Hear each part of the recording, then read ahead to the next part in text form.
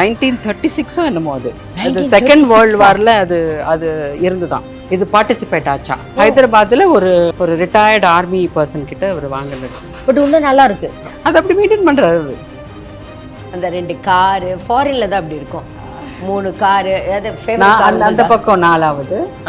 இங்கேயும் ஒரு கார் இருந்தது. இப்போ நான் என்ன பண்ண, அந்த காரை தூக்கி வெளியில போட்டு ஆஃபீஸ் ஆகிட்டேன். அது அந்த கொரோனா டைம்ல உள்ள யாரும் வரத்துக்கும் பயப்படுறாங்க, நம்மளும் பயப்படுறோம்னு சொல்லிட்டு இப்படியே பேசி இப்படி இருக்கணும். லைஃப் என்ஜாய் பண்ணா இப்படி.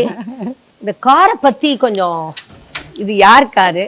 கார் எல்லாம் எனக்கு காரை பத்தி என்ன கேட்காதுங்க. எனக்கெல்லாம் காருன்னா ஒரு ஸ்டியரிங்கு 4 சக்கரம் இருந்தா போறோம். அப்படியா? இந்த பிராண்டட் கார்ஸ் எல்லாம் நம்பிக்கை எனக்கு பிடிக்காது. நான் போய் ஏறுனா நான் சொல்ற இடத்துக்கு அந்த கார் போய் நிக்கணும், பிரச்சனை இல்லாம. எல்லாம் கேப்டன் தான், அவ்வளவுதான். எனக்கு இந்த லக்ஸுரி கார் எல்லாம் எனக்கு ஆசை கிடையாது. ஸோ இங்க இருக்கிற கார் அவர் ஹீ லைக்ஸ். சார் காரா? சார் கார் தான் இது. இந்த காரு இது என்னோட டாட்டருக்கு வாங்கினது. நைஸ். என்ன கார் இது? பீட்டில். ரொம்ப பிடிச்ச கார் எனக்கு. ஒரு வாட்டி சுவிட்சர்லாந்துல பார்த்து இது வாங்கணும்னு ஆசைப்பட்டாரு. பொண்ணுக்காக வாங்கினது. ஒரு தடவை கூட பொண்ணு ஓட்டல. அது 2 பேரும் 3 பேருமே, நானே 2 பொண்ணுங்களுமே கார் கிரேசி. சார் வாங்கி கொடுத்துருவாரு. அவரோட கார் தான். இது ஜீப் அவருது. ஜீப் அவருது.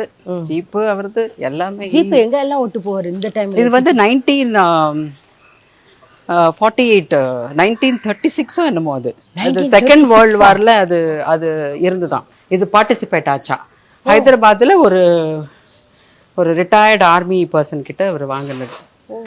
பட் இன்னும் நல்லா இருக்கு. அது அப்படி மெயின்டைன் பண்றாரு. பெரிய விஷயம் கேப்டன். சூப்பர். போகுது. அந்த M3 அவரோடது.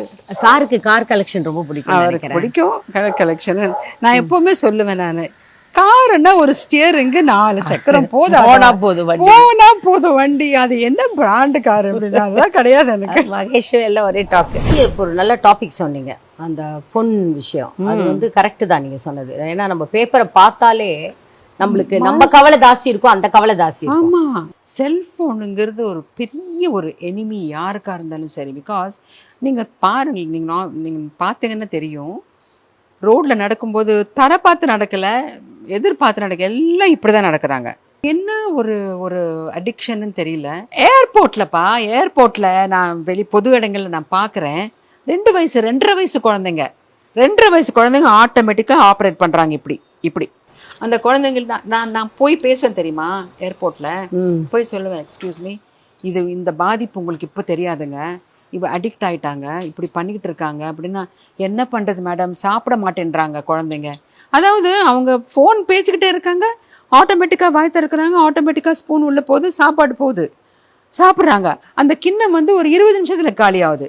அந்த ஒரு கிண்ணம் நான் எனக்கு தெரிஞ்சு 3 மணி நேரம் நான் ஊட்டினேன் குழந்தைங்களுக்கு.